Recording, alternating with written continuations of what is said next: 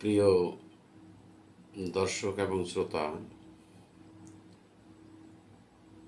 আপনাদেরকে শুভেচ্ছা জানিয়ে আমি SM. Mofazzal Hossain, voice of good news 24 থেকে বলছি।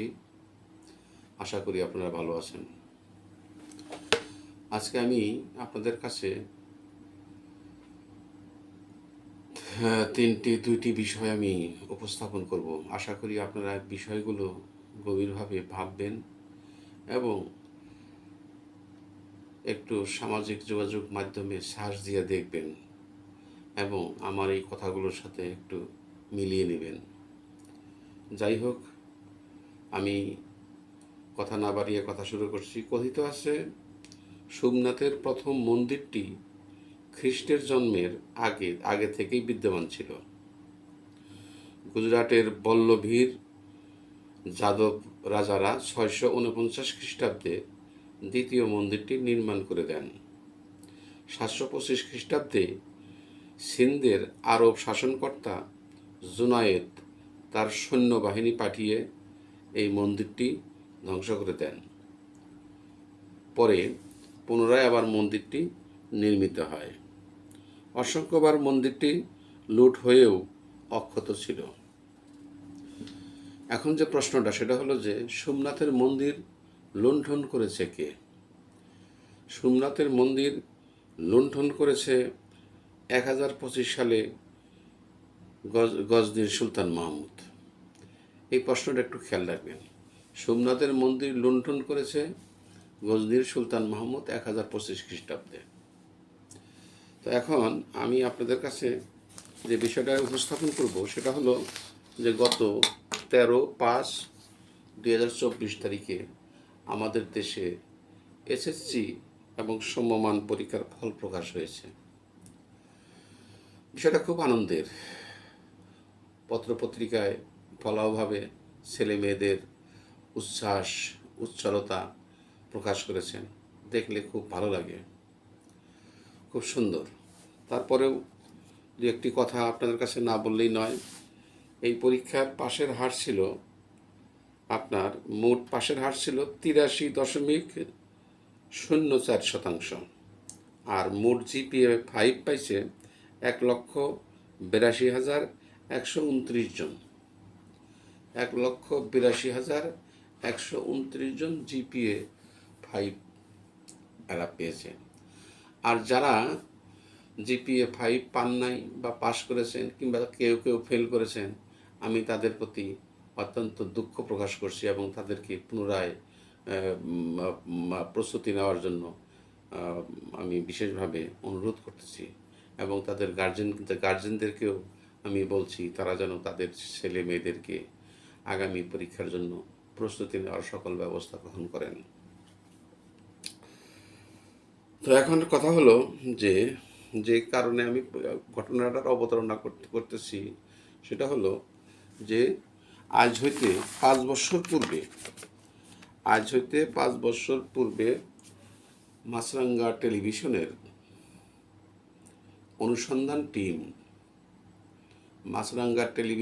অনুসন্ধান টিমের কাছে একটা চিঠি, একটা মেসেজ আসে।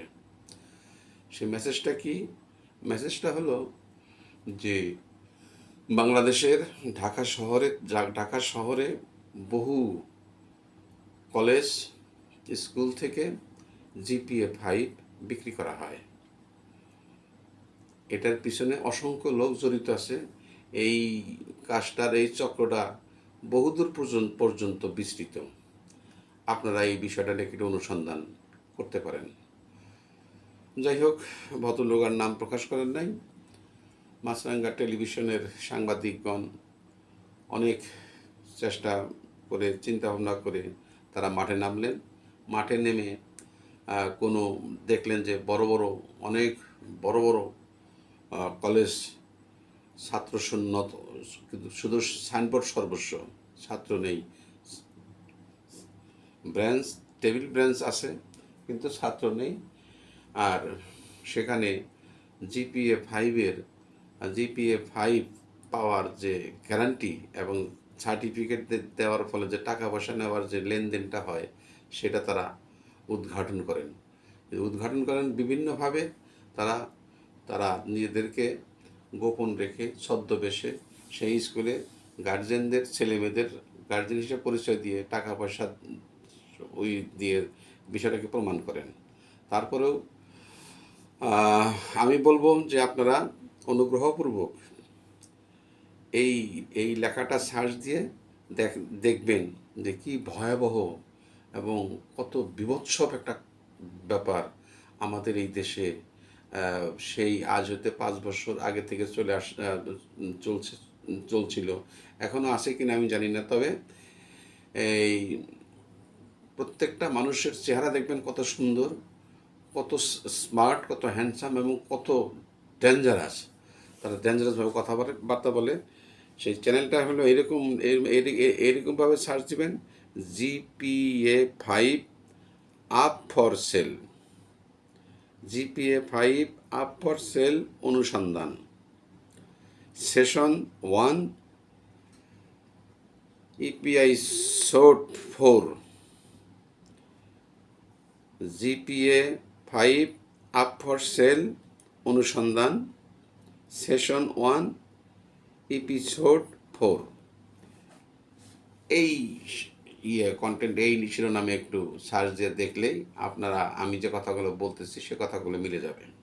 আপনারা দেখলে আপনাদের বিবেক, আপনাদের স্বাধীনতা, আপনাদের অস্তিত্ব, আপনাদের ছেলেমেয়ের ভবিষ্যৎ সব কিছু আপনারা এই কন্টেন্টের ভিতরে পেয়ে যাবেন। আর আমি যে কারণে আপনাদেরকে বলছি যে সোমনাথের মন্দির লুণ্ঠন করেছে কে, তো এই বিষয়টা নিয়ে আমি এখন আলোচনা করব। আশা করি মনোযোগ দিয়ে শুনবেন। আমরা যখন আগে স্কুলে পড়াশোনা করতাম তখন হেডমাস্টার সাহেব যদি শিক্ষা অফিসার যদি স্কুলে আসার জন্য তারিখ নির্ধারণ করে থাকেন তাহলে প্রধান শিক্ষক আমাদের বলতেন যে অমুক দিন অমুক তারিখে কিন্তু শিক্ষা অফিসার আসবে, তোমরা ভালোভাবে কাপড় চোপড় পরে এসো, লেখাপড়া ভালোভাবে করে এসো। আর আমরা সমস্ত স্কুলকে পরিষ্কার পরিচ্ছন্ন করে রাখতাম। তো যাই হোক, সেই মহেন্দ্র খানের শিক্ষা অফিসার আসলেন, এসে হেডমাস্টারের সাথে মত বিনিময় করে চা বিস্কুট খেয়ে বললেন যে আমি এখন একটু 10ম শ্রেণীর ক্লাসে আমি একটু যাব।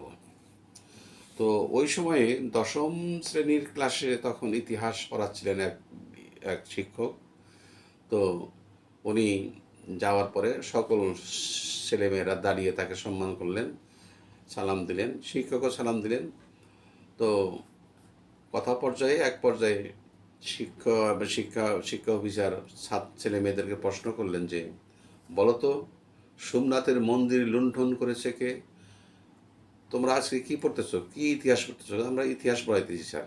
দাদা বলো তো সোমনাথের মন্দির লুণ্ঠন করেছে কে? তখন ছেলেমেয়েরা সমস্যারে জবাব দিল, স্যার আমরা লুণ্ঠন করি নাই। শিক্ষা অফিসার একটু ব্যাকুল হয়ে গেলেন যে কি আমি প্রশ্ন করলাম কি, আর ছেলেমেয়েরা উত্তর দেয় কি? পাশের শিক্ষককে বললেন যে কি ব্যাপার, এরা বলে কি? তখন শিক্ষক বলতেছে যে স্যার আসলে এই ছেলেমেয়েরা অত্যন্ত ভালো এবং এই ছেলেমেয়েরা আমাদের এই অঞ্চলে তাদের বসবাস, এদেরকে আমরা কঠিন নজরদারিতে রাখি যাতে এসএসসি পরীক্ষার ভালো হয়। আমরা রাত্রে গিয়েও তাদের পড়াশোনার খোঁজ খবর রাখি। কাজেই স্যার আমরা আমাদের জানা মতে এই ছেলেমেয়েরা সোমনাথের মন্দির লুণ্ঠন করে নাই। শিক্ষকের এহেন উত্তর শুনে মনে মনে অনেক গোস্বা নিয়ে রাগ করে সে হনহন করে হেডমাস্টারের চেম্বারে গেলেন। তো হেডমাস্টারের চেম্বারে যা বললেন যে হেডমাস্টার সাহেব আমার যে কিছু কথা ছিল বলেন। তখন বললেন যে আমি 10ম শ্রেণীতে উনি শিক্ষক ইতিহাস পড়াচ্ছিল, তো আমি তাদেরকে জিজ্ঞেস করলাম যে সোমনাথের মন্দির লুণ্ঠন করেছে কে? ছেলেমেয়েরা বলল যে আমরা করি নাই। শিক্ষককে জিজ্ঞেস করলাম, শিক্ষকও বলল যে না এরা করে নাই। ব্যাপারটা কি? তখন হেডমাস্টার চেয়ারের তোয়ালে ঠিক করে ভালোভাবে বসে চার অর্ডার দিয়ে বলতে লাগলেন যে দেখেন এই অঞ্চলটা অত্যন্ত ধনী অঞ্চল, এখানে গরিবের সংখ্যা খুব কম। আর এখানকার যে 10ম শ্রেণীতে প্রায় 60 জন ছেলে মেয়ে আছে, এরা প্রত্যেকেই অত্যন্ত মেধাবী এবং ভালো ছাত্র। আমরা এই 60 জনকেই আমরা পরীক্ষা এসএসসি পরীক্ষা দেওয়ার জন্য আমরা প্রস্তুতি নিয়েছি, এবং আমরা এও করি যে আমরা প্রতি রাত্রে প্রতিটা শিক্ষক কোন ছাত্র পড়াশোনা করতেছে, কোন ছাত্র পড়াশোনা করতেছে না, এটা দেখার জন্য আমরা তদারকি করি। কাজেই এবং এদের যে গার্জিয়ান আর গার্জিয়ানরাও খুব এই স্কুলের প্রতি খুব আন্তরিক। আমি যতদূর জানি সেই ছেলেমেয়েরা সোমনাথের মন্দির লুণ্ঠন করে নাই, এটা আপনি নিশ্চিত থাকেন, এটা 100% নিশ্চিত থাকেন। আমার স্কুলের এই দশম শ্রেণীর এই ছেলেমেয়েরা সোমনাথের মন্দির লুণ্ঠন করতে পারে না এবং করেও নাই। তখন শিক্ষা অফিসার খুব মর্মাহত হলেন, দুঃখ পাইলেন মনে মনে, যে বলে কি, আমি বলতেছি কি আর এরা বলতেছে কি। তখন সে আর কোনো কথা না বলে সরাসরি চলে গেলেন তার অফিসে, চলে বললেন যে আমি আর চাকরি করব না, এই দেশের এইভাবে চাকরি করার তো কোনো মানে হয় না।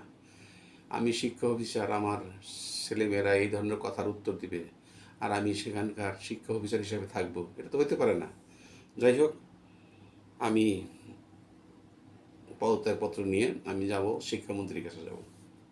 যে কথা সেই কাজ, উনি তখন শিক্ষামন্ত্রীর কাছে যা হাজির হলেন। তো শিক্ষামন্ত্রী বেশ আরামে বসে আছেন এবং বললেন যে বসেন, কেন কেন আসছেন, বসেন, কি সমস্যা কি। তখন বললো, স্যার আমি তো গত এত এত তারিখে অমুক স্কুলে আমি গিয়েছিলাম পরিদর্শন করতে, পরিদর্শনের শেষে এক পর্যায়ে আমি দশম শ্রেণীতে যাই। আমি দশম শ্রেণীতে গিয়ে তখন দশম শ্রেণীতে শিক্ষক ইতিহাস পড়াচ্ছিলেন। তো যাই হোক, আমি একটা প্রশ্ন করেছিলাম যে সোমনাথের মন্দির লুণ্ঠন করেছে কে। ছেলেমেয়েরা বলল যে আমরা করি নাই। স্যার একটু ব্যাকআপ হয়ে গেল না স্যার, সোমনাথের মন্দির লুণ্ঠন করেছে কে, এটা তো ছাত্ররা করে নাই। ছাত্র তো পাশের শিক্ষককে জিজ্ঞেস করলাম যে ছেলেমেয়েরা বলে কি। তখন শিক্ষক বললেন যে না, আসলে এরা করে নাই। পরে আমি খুব বিচলিত অবস্থায় হেডমাস্টারের কাছে গিয়ে বললাম যে আমি এই ঘটনা, আমি দশম শ্রেণীতে গিয়ে আমি ছেলে মেয়েদেরকে প্রশ্ন করছি সোমনাথের মন্দির লুণ্ঠন করেছে কে। ছেলেমেয়েরা বলল আমরা করি নাই। শিক্ষককে বললাম, শিক্ষকও বললো যে না স্যার, তারা করে নাই। আর হেডমাস্টারকে বললাম, হেডমাস্টারও বললো যে না, এই অঞ্চলের যারা ছেলে মেয়েদের গার্জিয়ান তারা স্কুলের প্রতি আন্তরিক, তারা সবসময় ছেলে মেয়েদের খুব শাসনে রাখে, ইত্যাদি ইত্যাদি বলে তারা ছেলেমেয়েরা সোমনাথের মন্দির লুণ্ঠন করে নাই। কাজেই স্যার আমার পক্ষে চাকরি করা সম্ভব না, আমি স্যারের যে কাগজ নিয়ে আসছি। তখন মন্ত্রী তাকে ধমক দিয়ে বললেন, তুমি এত ব্যস্ত হওয়ার কারণটা কি। সোমনাথের মন্দির লুণ্ঠন যারা ক্ষয়ক্ষতির পরিমাণ কত হয়েছে তুমি সেটা বলো। যে পরিমাণ ক্ষয়ক্ষতি হয়েছে সেই পরিমাণ ক্ষয়ক্ষতির চেক আমি লিখে দিই, তুমি নিয়ে যাও। এত ব্যস্ততার তোমাকে চাকরি ছেড়ে দিতে হবে কেন। শিক্ষামন্ত্রী ভয়ে বিব্রতকর অবস্থায়, অনেক দুঃখে কষ্টে, তার বিবেকের সাথে যুদ্ধ করতে করতে এক পর্যায়ে শিক্ষা অফিসার শিক্ষামন্ত্রীর চেম্বার থেকে কাঁদতে কাঁদতে বেরিয়ে এসে বললেন যে আমার জীবনের এই শিক্ষাই ছিল, এটাই আমার পাওনা ছিল, যা আমি কোনোদিন আশা করি নাই। এখন বিষয়টা হলো যে ছাত্র জীবনে সবচাইতে সুখের যে জিনিসটা সেটা হলো পরীক্ষার রেজাল্ট। একটা রেজাল্টের জন্য একটা ছাত্রকে অসীম পরিশ্রম করতে হয়, অনেক পরিশ্রম করতে হয়, রাত জেগে পড়াশোনা করতে হয়, বাবা মার মান সম্মান ইজ্জত রক্ষা করার জন্য প্রান্তকর চেষ্টা করতে হয়। তারপরে সেই মহেন্দ্রক্ষণে পরীক্ষা আসে, সেই ছেলেমেয়েরা পরীক্ষা দেয়, পাশ করে আসে, আনন্দ ধরে না। আর সেই কন্টেন্ট আমি আবার আপনাদেরকে পড়ার জন্য দেখার জন্য অনুরোধ করছি, দেখলেই বুঝতে পারবেন। তো সেই কন্টেন্টে মাছরাঙ্গা টেলিভিশনের অনুসন্ধান টিম, সেই শিক্ষা সচিব থেকে শুরু করে কত কলেজ তাকে ডিঙ্গিতে হয়েছে, কত মানুষের সাথে সাক্ষাৎকার নিতে হয়েছে, কত অভিনয় করতে হয়েছে, কত ভাব ধরতে হয়েছে। দেখলে এখন সেই বাংলাদেশে আমরা আছি, এখনো আছি। এখন কি অবস্থা, যারা জিপিএ 5 পান নাই, আমি সেই সমস্ত ছেলেমেয়েদেরকে বলবো, যদি পাশ করে থাকেন তাহলে কলেজে ভর্তি হন, আর যদি পাশ না করে থাকেন, ফেল করে থাকেন, পরবর্তী পরীক্ষার জন্য মানসিকভাবে প্রচণ্ডভাবে আগ্রহ প্রকাশ করে লেখাপড়া করে যান। আমি আপনাদের কাছে এই বলেই এবং মাছরাঙ্গা টেলিভিশনের অনুসন্ধান টিমের সেই ঘটনাটা দেখার জন্য অনুরোধ রেখে আমার এই রূপক একটা কথা মিলিয়ে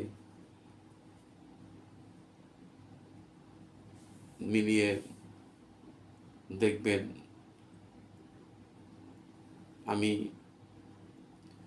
আপনাদের কাছ থেকে আপনাদের শুভ কল্যাণ হোক, মঙ্গল হোক, এই কামনা করে আজকে এখানে আমি আপনাদের কাছ থেকে বিদায় নিচ্ছি। আসসালামু আলাইকুম ওয়া রাহমাতুল্লাহি ওয়া বারাকাতুহু।